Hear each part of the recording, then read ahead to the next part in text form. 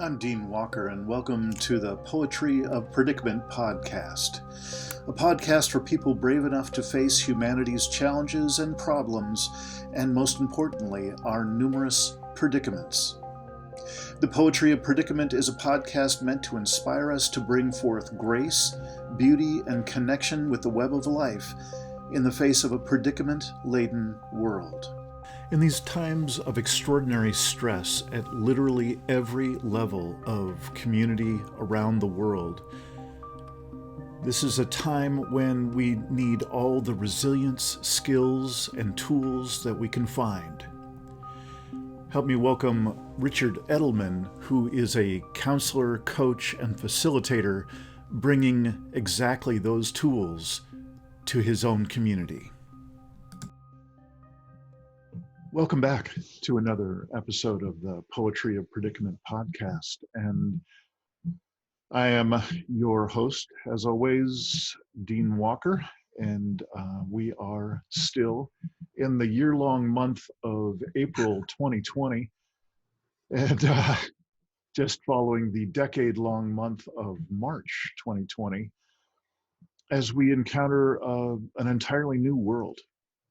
A world that none of us evidently predicted,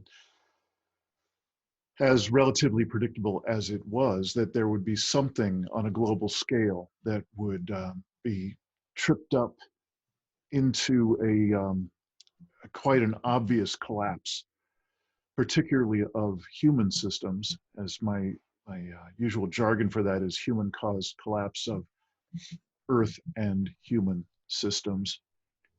And this particular episode, I'm amused to share with you, to disclose with you my embarrassment of having met and spoken with Richard Edelman a few times in the past year and a half-ish. And really great conversations. And then we drifted away, and I'm sure we both had plenty of full plates and, went other directions. And I was then introduced by a friend, you really ought to talk with this guy, Richard Edelman. I think you're really going to have a lot to talk about. And I have somehow just completely forgotten our earlier conversations and anchored Richard's name. I'm really a face person. I always have been. And thanks to Richard, your reminder via an email as we were setting up this interview, that I think we've actually connected. You were very kind, and so it's good to have you back. It's good to be reconnected, and it might be interesting to have you repeat a few of the elements that you shared about your current situation, which is coronavirus influenced. Yes. So I'm just really pleased for your patience at my forgetfulness and a chance to really reconnect and connect in a way that I'm have been looking forward to all along.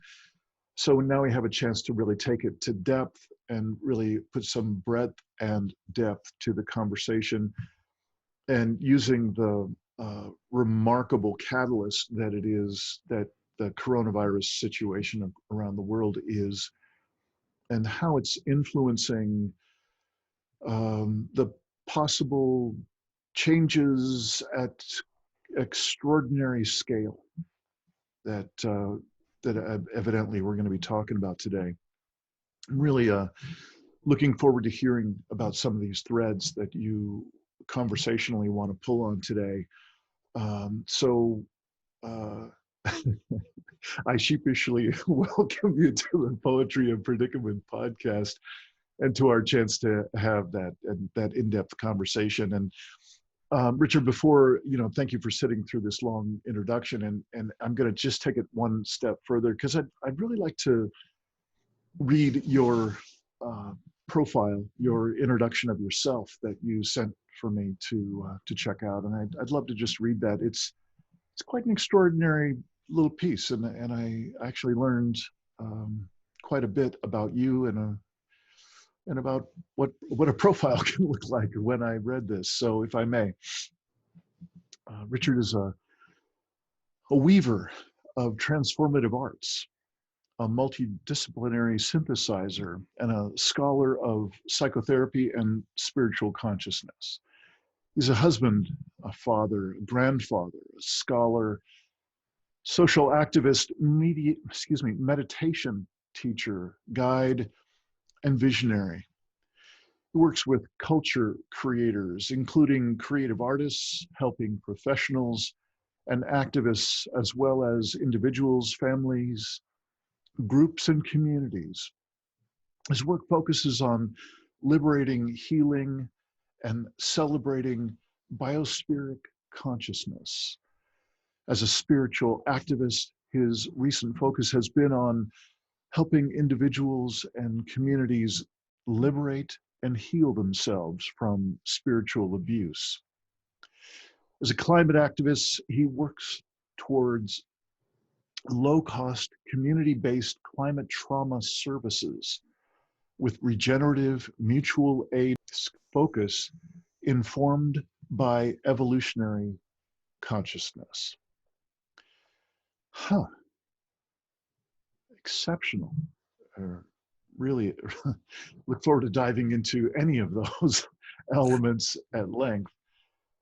So Richard, again, thank you for your patience with my forgetfulness, your patience with my overly long introduction, and welcome here. And please feel free to start wherever you might like after that extraordinary profile. Hi. Hi, good to see you again. Yeah. And yeah, so I guess you were asking about the predicament I find myself in at the moment. Is that what you were asking? Sure. Yeah. To lead Yeah. I'd off love with, well, to this is a have you say a pandemic. little bit about that, because there you are, far from what I would have thought your home was. Yeah, so this is a pandemic predicament for sure, a predicament within a predicament within a predicament. So we've lived in Northern California for decades, since the 90s, and raised a family there. And a few months ago, decided to check out the Twin Cities. So we put our belongings in storage and trekked on out Interstate 80 to the Twin Cities. And just as we left on the 1st of March and arrived just as the seriousness of the pandemic was becoming clear. So we've not been able to check out the Twin Cities. We're holed up in an Airbnb, doing our work, connecting fortunately with people around the planet. And everything is up in the air. And that's a personal predicament, and wrapped in one predicament after the other. So Yeah. that's my own situation right now.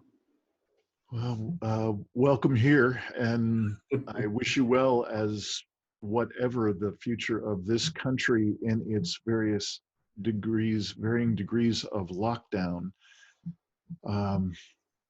I don't get a good feeling about where we're going. I'm not impressed at all by the collective uh, American intelligence and ability to collaborate, ability to find a sense of community larger than self or tribe at this point. It's looking pretty dismal. So I sure wish you well, and I hope I'm wrong. Yes, I hope we're wrong too. Yeah, it looks pretty dismal to me as well. Yeah. Well, aside from that, and thank you for sharing about that. You've talked about a couple of threads that we could pursue in today's conversation, and yours is not the first mention of seeing collapse, or particularly this coronavirus series of collapsing dominoes, or however you'd like to look at it in terms of the collapse frame, but to be able to shift that frame to one of a different purpose, one that could be seen as this being some sort of evolutionary possibility, certainly on an individual level, which is something that I'm pursuing in my line of work and in my own practices as well. But you're suggesting that it could be on a larger scale than that, that we might be on some sort of collective evolutionary threshold. So I'm wondering if my just remembering those few phrases, if that is enough to trigger you into some part of the conversation as it's alive for you. Yes, absolutely. And yeah, what I'm looking at is that we are facing an evolutionary threshold, and that the the crisis of the collapse of our biosphere um, is also an evolutionary crisis, and it's an evolutionary crisis of consciousness, where there is a conflict in the consciousness of our species, which you suggested in describing what looks so dire to the two of us right now. And so this is a threshold. This is a conflict where there's two waves colliding. One is the wave of um, our multi-generational historic legacy of trauma that we carry as a species, colliding with the onrushing trauma of biospheric collapse, and caught in the middle, and that is the evolutionary threshold. And what makes it a crisis is, on the one hand, we have people who are, well, let's take a look at Exxon, who well knew what was happening decades ago, and launched a concerted effort to deny it and perpetuate it and bring us to the point at where we're at now. Those folks knew what they were doing and decided to do it, and put a lot of thought, forethought, and effort into it, a lot of expertise into it, and we're suffering the consequences of that now. So there's one kind of consciousness that is highly toxic that is afoot on the planet. And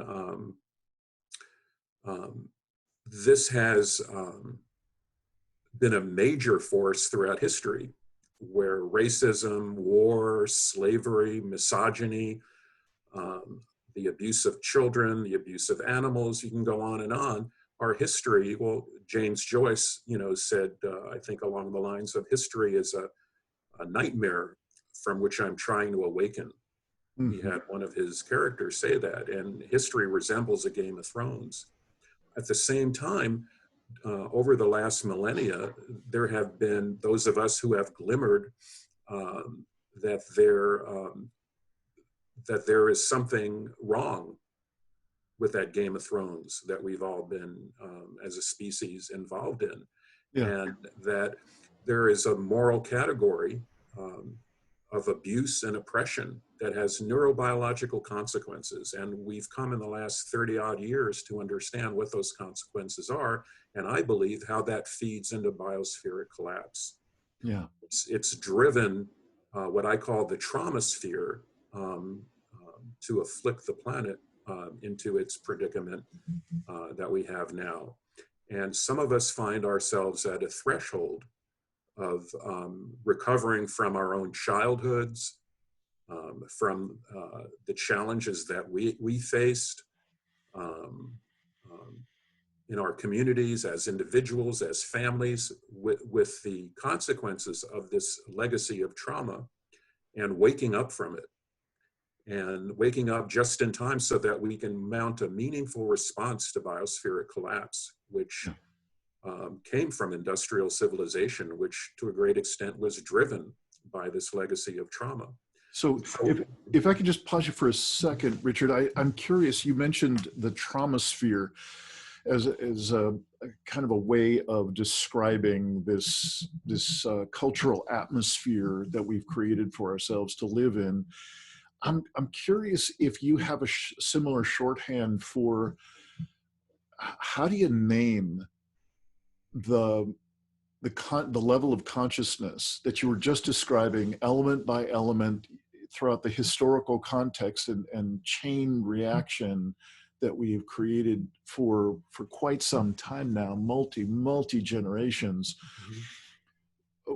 Do you have a similar, or is that the way you talk about that historical context all the way up to now, being the old or the current, but clearly bankrupt and really dying way of being that we've had culturally, that we're then at some evolutionary border to cross into something new? Do you have a shorthand for that current dying paradigm? Yeah, it's what makes it so challenging is the toxic power element of it. So we're contending with toxic power. We're contending with toxic power today in attempting to deal with the pandemic. You know, it's right in our face, and in so many ways, it's actually always been right in our face, but it's impossible to ignore right now. On the other hand, and this is kind of like constitutes a spectrum, with the toxic power consciousness on one end, and on the other end, a regenerative relational consciousness. And this is a quality within human beings, a type of intelligence, a type of giftedness of the heart, that has a capacity to bring about an enormous amount of healing and beauty and liberation in the world. And I'm very fortunate to know a number of people who have this beating in their heart, this type of consciousness. You know, I see it so much in you and in the work that you do, and so many other people. And I want to bring up, in the midst of the horror of this pandemic, something that's good, which is the emergence of a culture of regenerative relational consciousness, coming at it from different directions, whether it's the transition movement, the deep adaptation movement, regenerative folks like Daniel Vahl, Joe Brewer, Joanna Macy with the work that reconnects, so many people and so many aspects of a movement coming together in an emerging consciousness, an emerging culture that is pretty amazing. It's pretty inspiring for me to witness the birth of this culture, and I want to be among the midwives of this emerging culture. Got it. Now, I'm happy to go in any direction that you want to go, but I'm there's a big flash of recognition in that list that you just read off of exemplars of people who have some amount of this seedling of a transformed consciousness that you're talking about, and in what they do, what they talk about, what they are attempting to create, and so on. And in a piece from a few years ago that I read recently from Daniel Christian Wall, one of those futurists that you were just mentioning, and he did a pretty darn good job of describing something that I've been calling advanced practices. What I've been seeing is perhaps a similar framing that you're describing, that there's a need for, if anybody's going to have any hope of creating some of the new thinking that Einstein was talking about, when in the ubiquitous Einstein quote about how we will not be able to solve problems at the same level at which they were created. Something along those lines. Also, another similar parallel quote is the phrase that Charles Eisenstein has made famous about how there's this more beautiful world that our hearts know is possible. And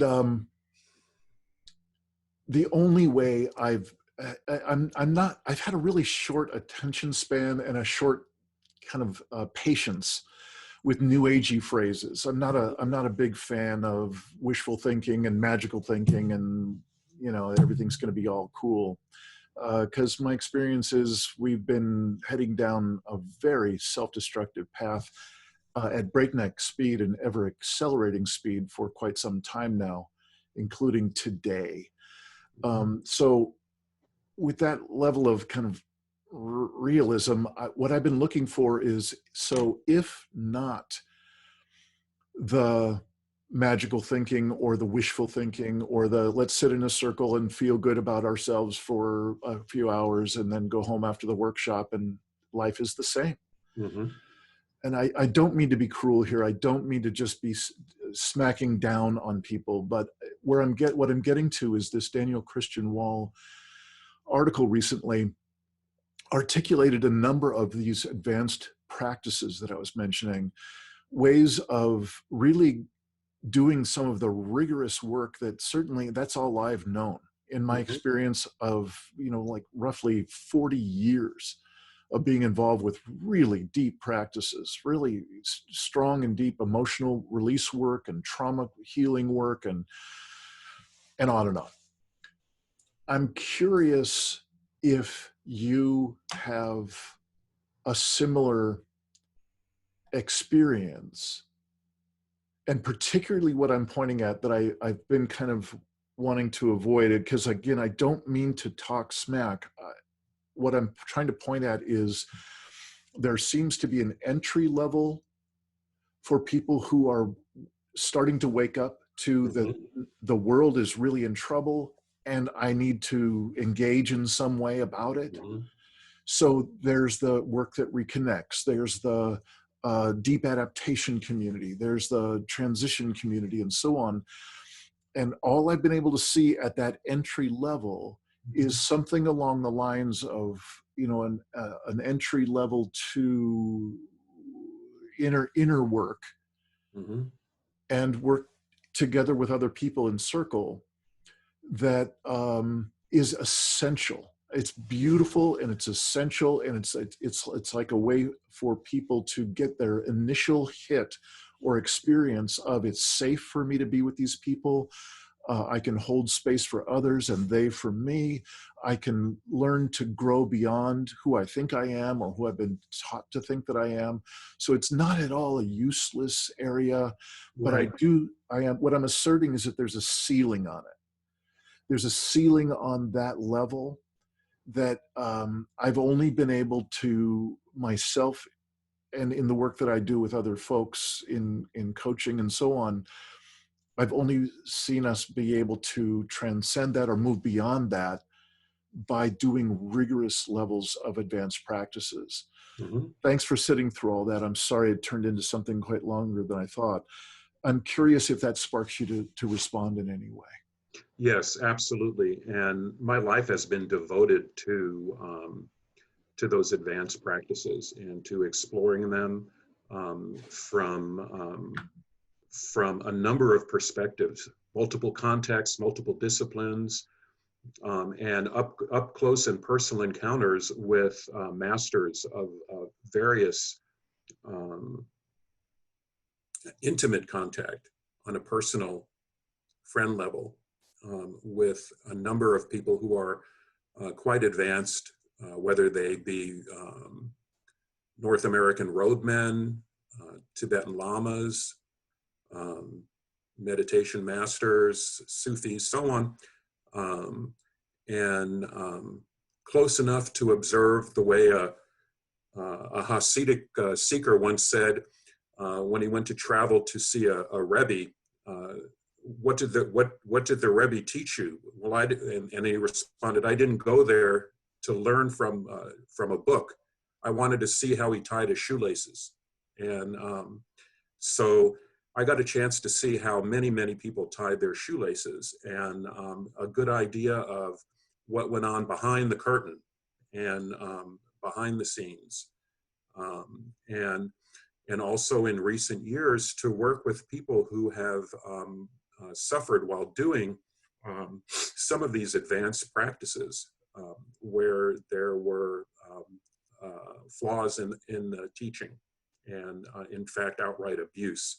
And so working with people who have had suffered abuse and trauma on a spiritual path, on a path of human potential and growth and consciousness. And that's taught me a lot, and a lot about what's possible, which is great. And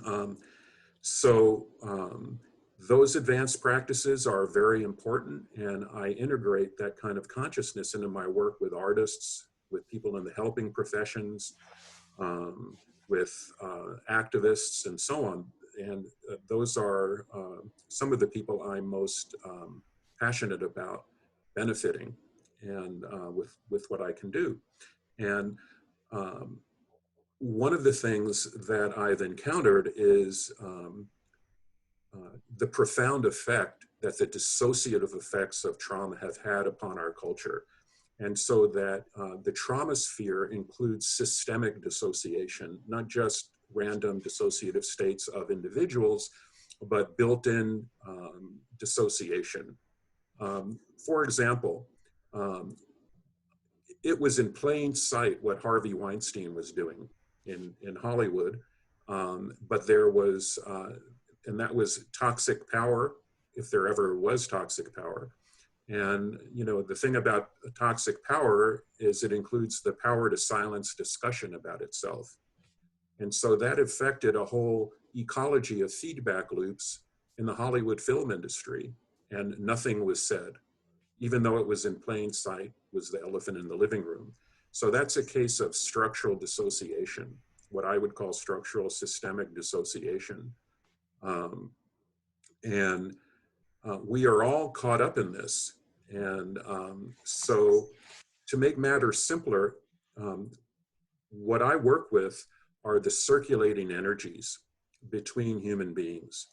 And because throughout the field of the history of psychotherapy, spirituality, the focus is on the individual. And I prefer to focus upon the relationship, the relational space, because I think that there has been a relational split, a dissociation, an alienation between us and among us as human beings that needs to be healed, especially needs to be healed if we're going to join together in birthing a new culture to deal with this predicament, with these daunting challenges, which we may not, as it turns out, be able really to deal with this, but we can try.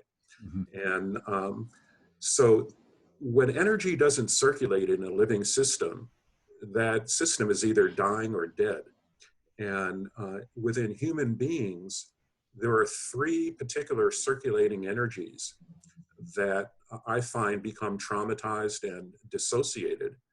And that is the somatic energy, which we now have come to appreciate so much more because of the work of trauma, the pioneers of trauma studies, trauma therapy, people like Stacey Haynes, Richard Heckler, Adrienne Marie Brown, just to name a few people who are advancing our understanding of somatic experience. Peter Levine, of course, and then emotions. Just in the last 30 years, in the nick of time, we've learned things about human emotion that even in the great spiritual traditions, the great meditative traditions, weren't sufficiently appreciated. So there's the somatic experience, there's the emotion, and then there's the wisdom circulating energy, what you could call intellectual or cognitive. And those three are feedback loops between us, between you and me at the moment, and whoever is going to be viewing this. And we do this all day long. We need it. It makes us feel alive. It is what makes us alive. And yet those have become tangled and dissociated and out of communication with each other. Mm. And it's exhilarating when they revive. exhilarating.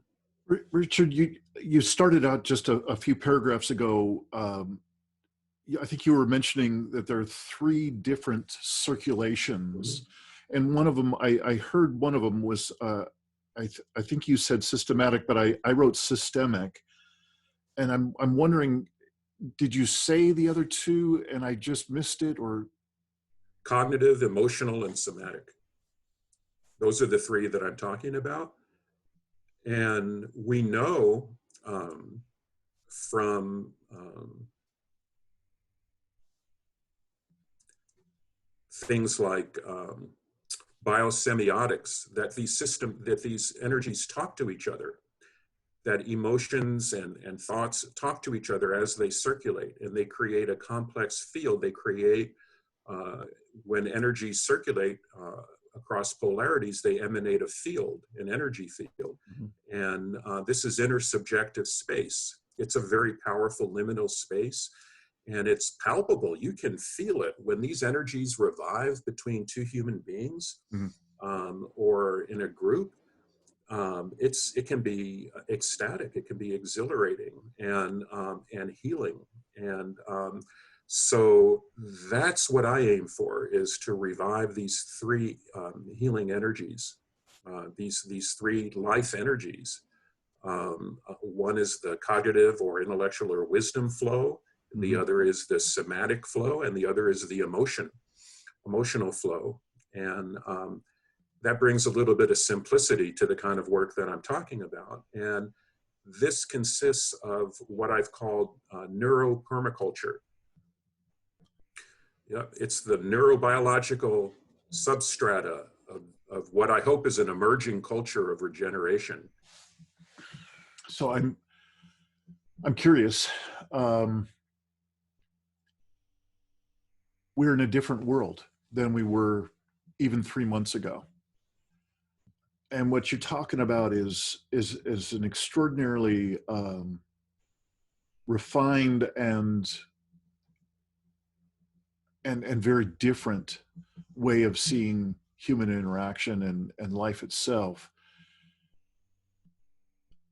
I imagine that this work that you're describing is challenging enough to lead and to make vivid for people when you're live and in the same room for some number of days together.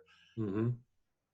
How's it look to be able to convey this, to be able to realize this kind of learning, this kind of experience in what now looks like a permanent Zoom call state? Mm-hmm. Well, I actually do this with, I hate the word client, but that's in common currency. So with clients around the world, I use DoxyMe, it's encrypted and HIPAA compliant rather than Zoom.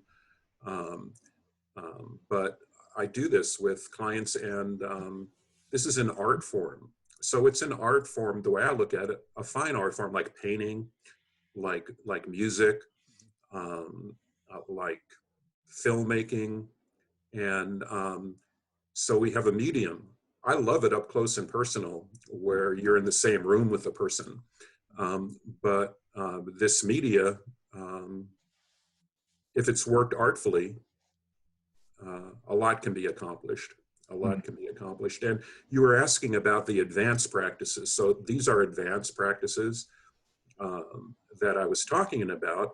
And so that's so important, especially for people who want to push the envelope and pioneer and are called to do this kind of work, especially people who are creative artists, culture creators, activists, people in the helping professions, and so on. But at the same time, there's the other side of making this available to people within this context in an artful way.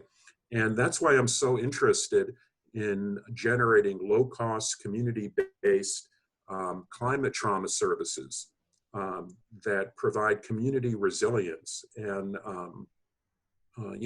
there are other people who are working on similar things, whether it's Bob Doppelt, Nicole Warwick, Jewel Bistrova. people like that that are doing great work with this. And this Mhm. is so important to provide these community services. And some of them can be done at very low cost Yeah. and very simple, like Dixon Chibanda in Africa with his Friendship Bench program, where grandmothers sit on benches and provide profound help to people that need it, who just sit with them on the bench, and it costs nothing. The grandmothers are all over the place with wisdom ready to offer, you know? Yeah.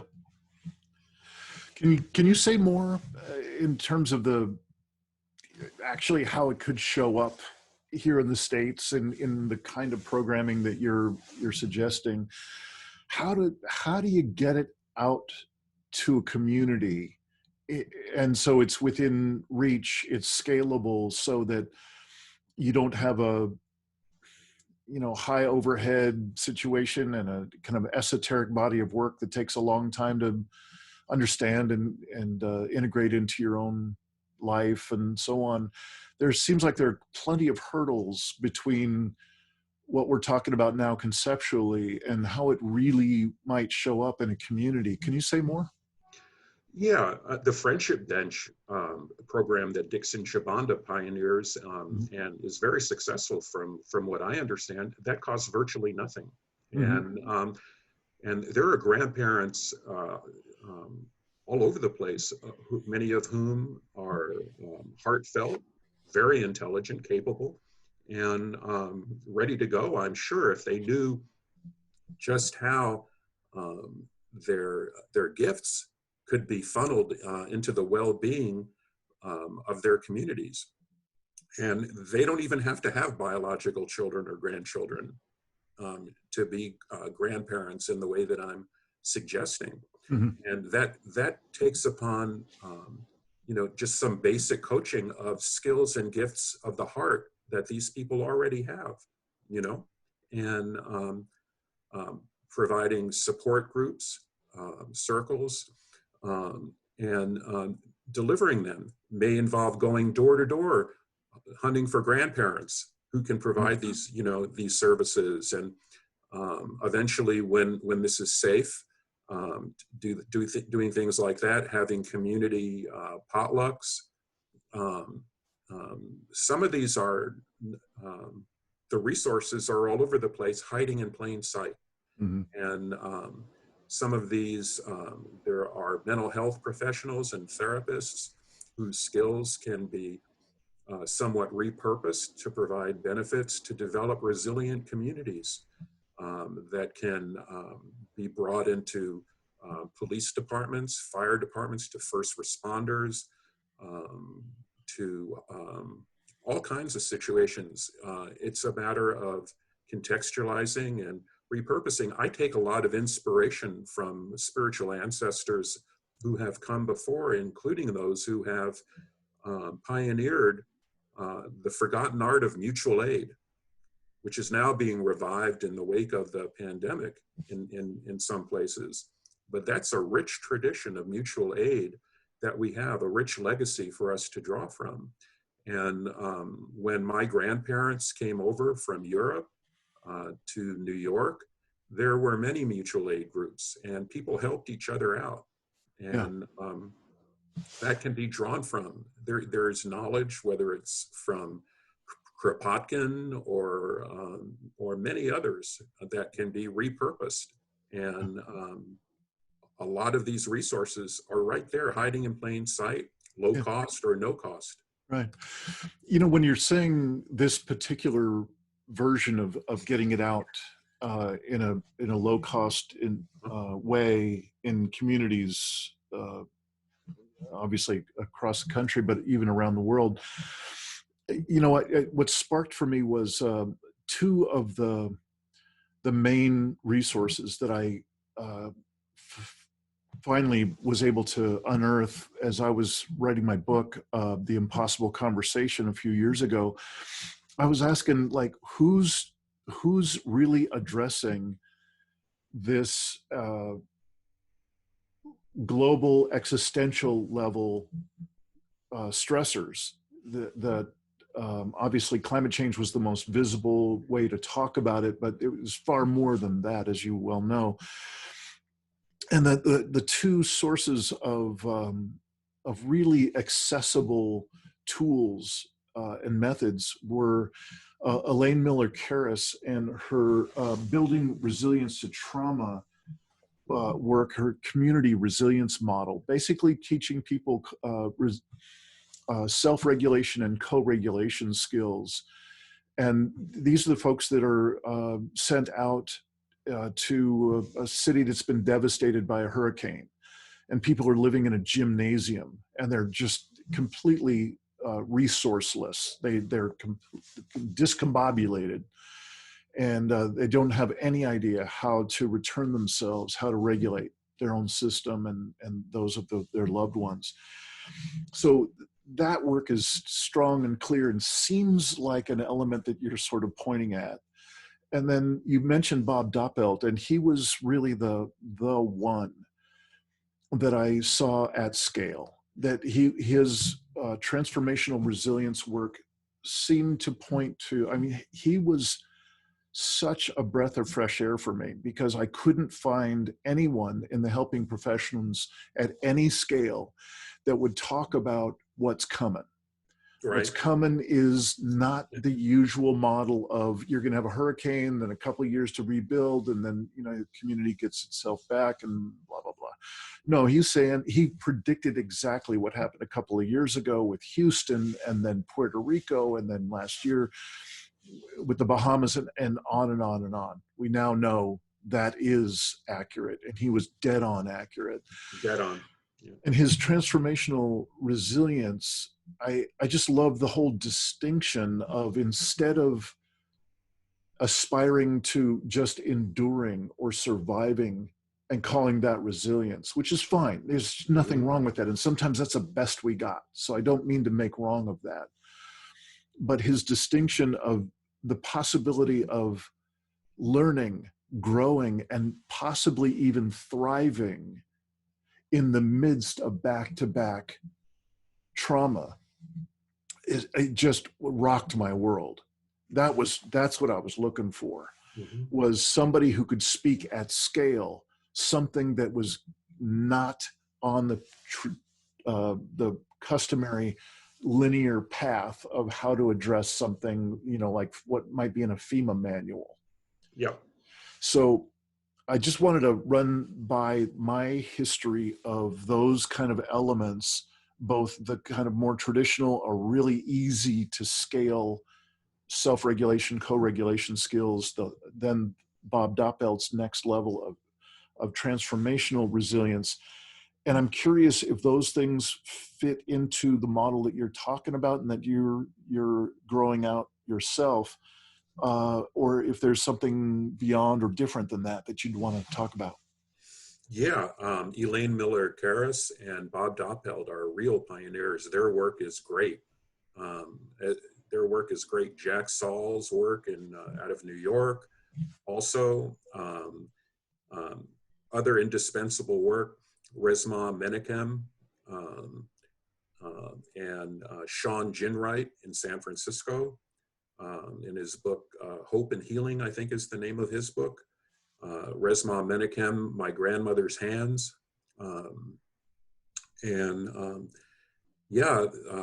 But for sure, Elaine Miller Karras and Bob Doppelt, Leslie Davenport, Nicole Warwick, Jewel Bistrova, all of these people are doing amazing work.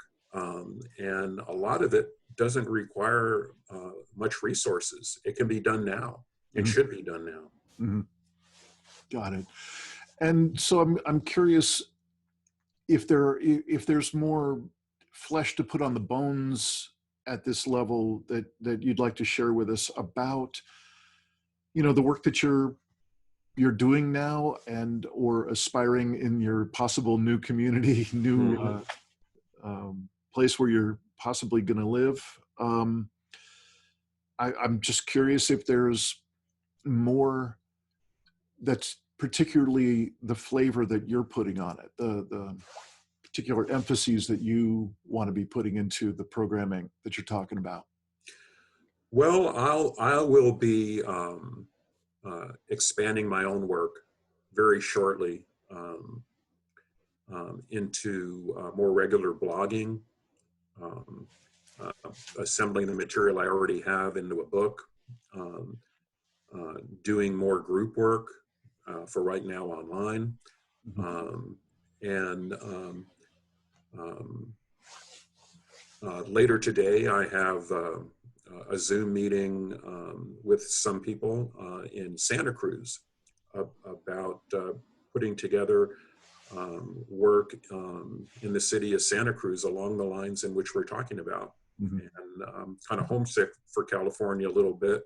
Mhm. Wish I was there in person, but Zoom will have to do. And these are people who are already hip deep doing good work and are interested, um, especially now, in taking it to the level that you're describing, that we're describing.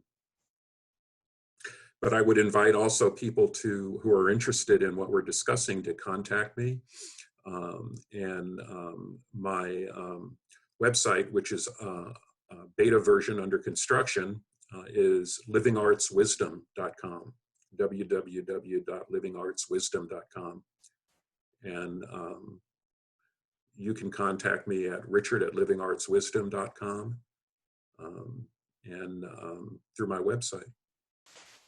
Well, good. That was one of the next questions to be coming up, is how to contact you and how to find out more about what you're putting together. Um, just on the more personal side, I'm curious if you'd be willing to share. I notice for myself, given there's a level of practice that I really need to keep myself at in order to call it a psycho-spiritual hygiene, if you will. If I don't, I life gets extraordinarily uncomfortable really quickly for me if I don't.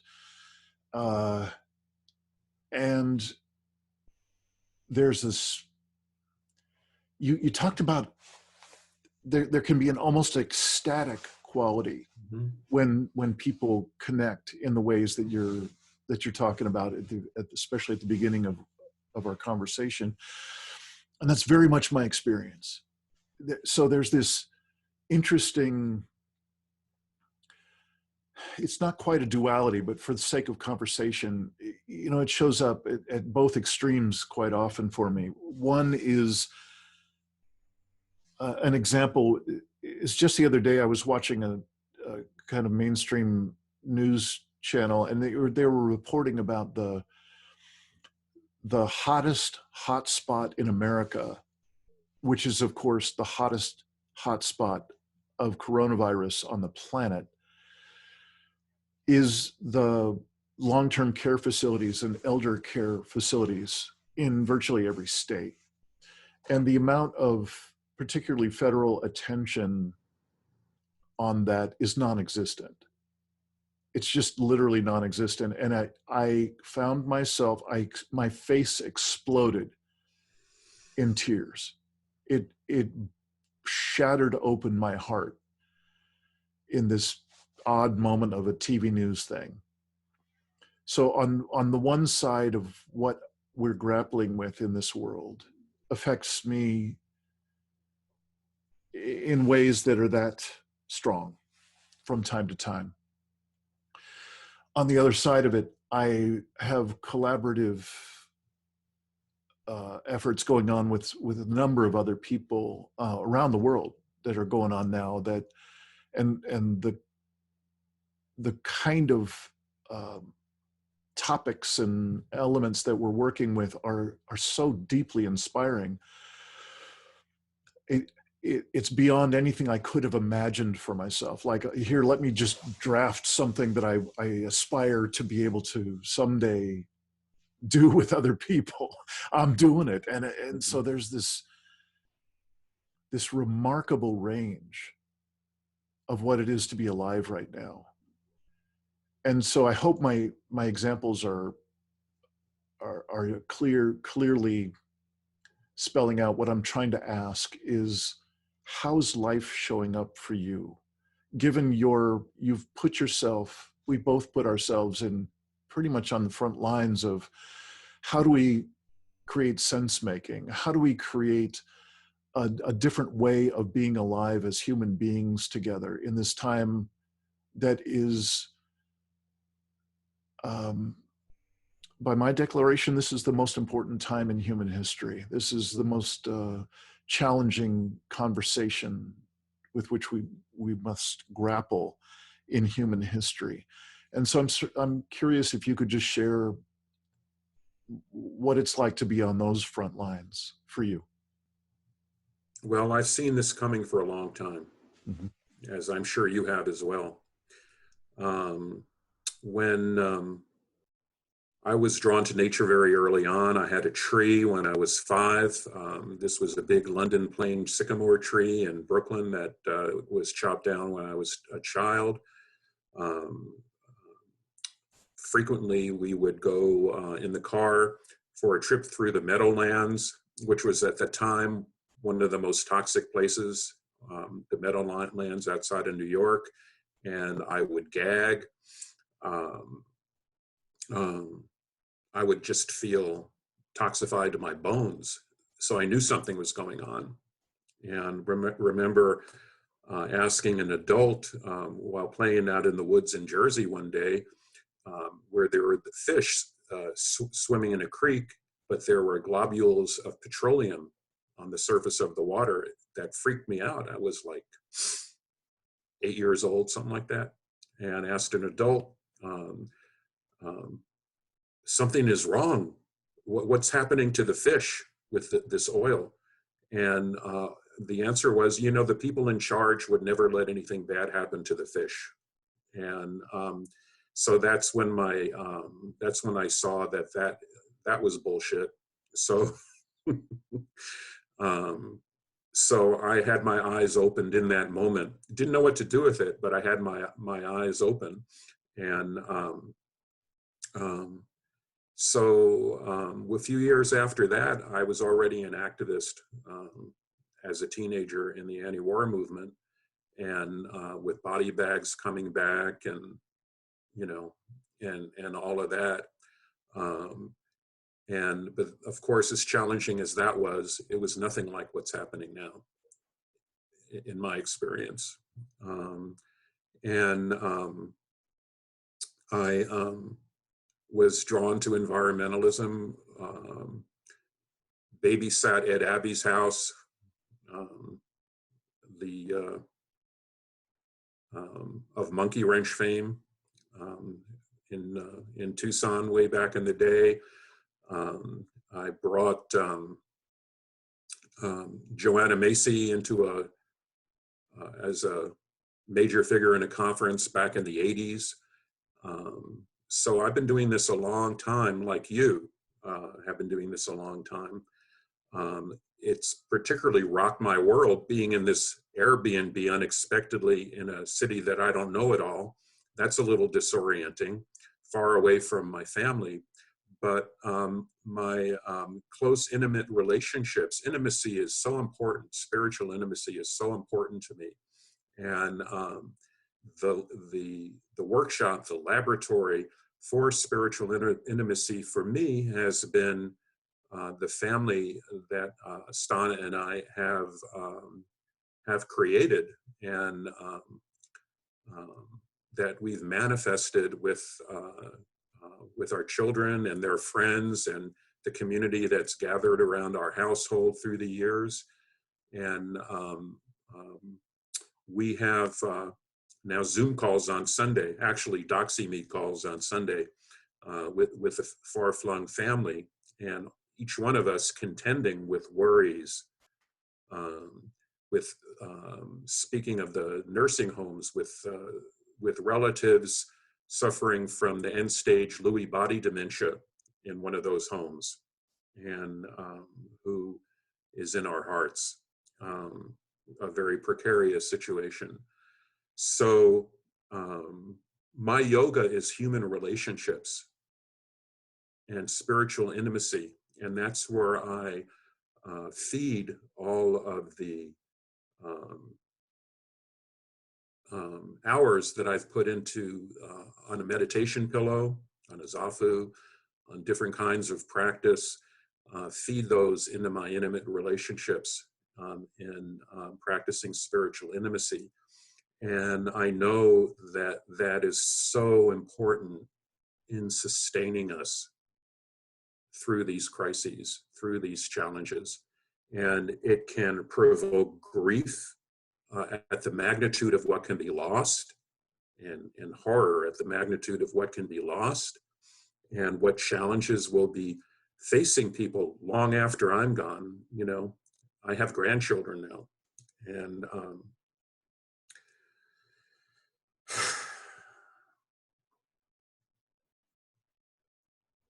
what can you say?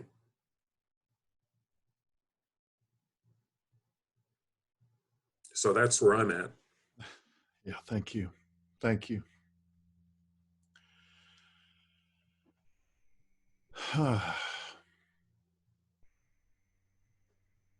There are times,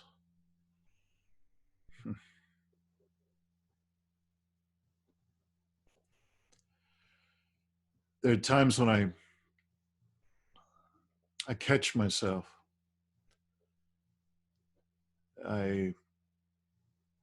I'm in this kind of conversation all day, every day, and I start to normalize it, and sometimes just the smallest thing will bring me back to realizing how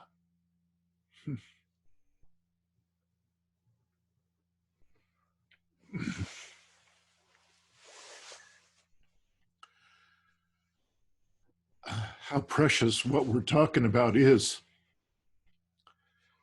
And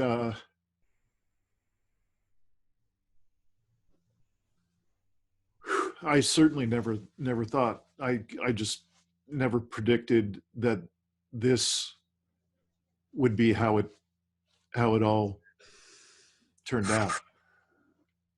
And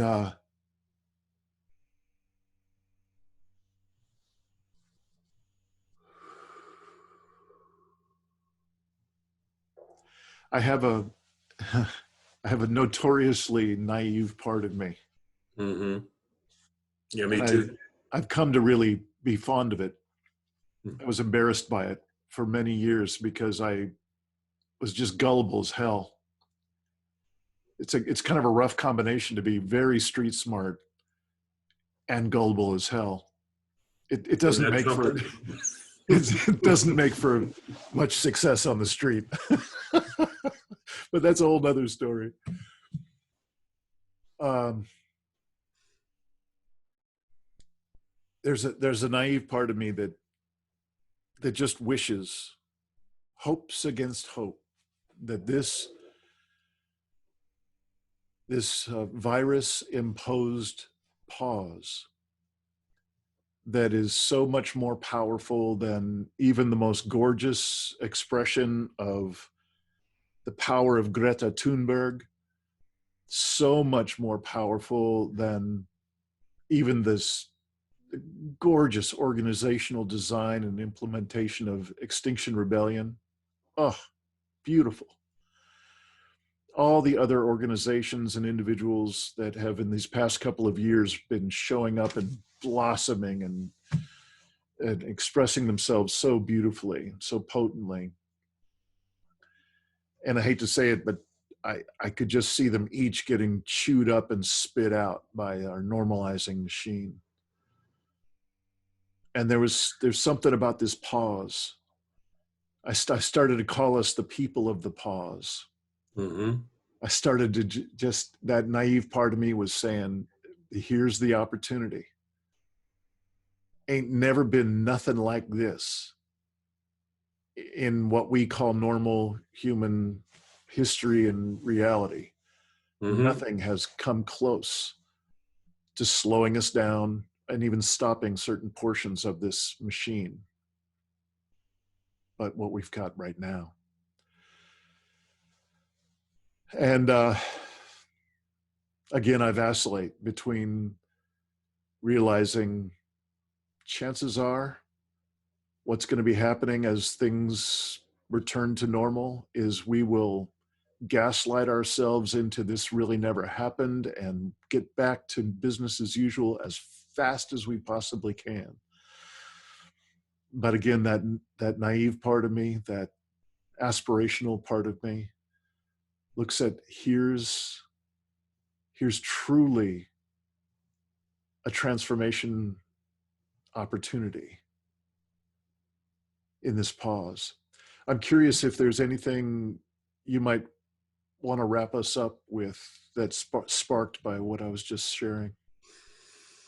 Yeah, and well, for one thing, being real about the grief. Yeah. Let's stay real about the grief.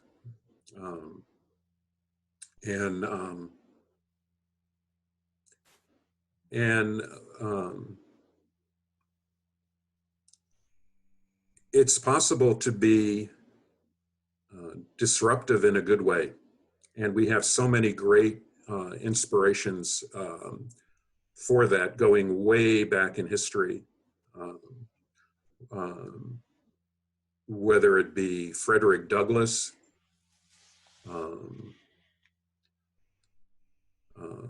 or Sojourner Truth, people who told the truth, Kropotkin, Emma Goldman,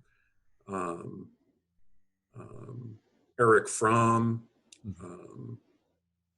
just you can go on and on and on. We have a whole pantheon to draw from, to be inspired by their energies. And there's no telling what's going to happen. There's no guarantees. Mm-hmm. I know you know that. And so each moment is sacred. Mm. Yeah.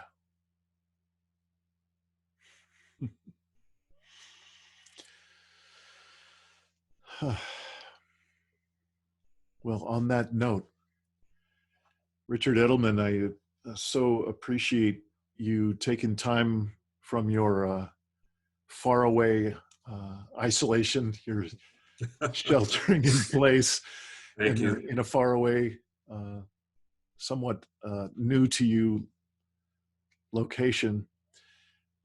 Very excited to stay in touch with you as you evolve the expression of your work.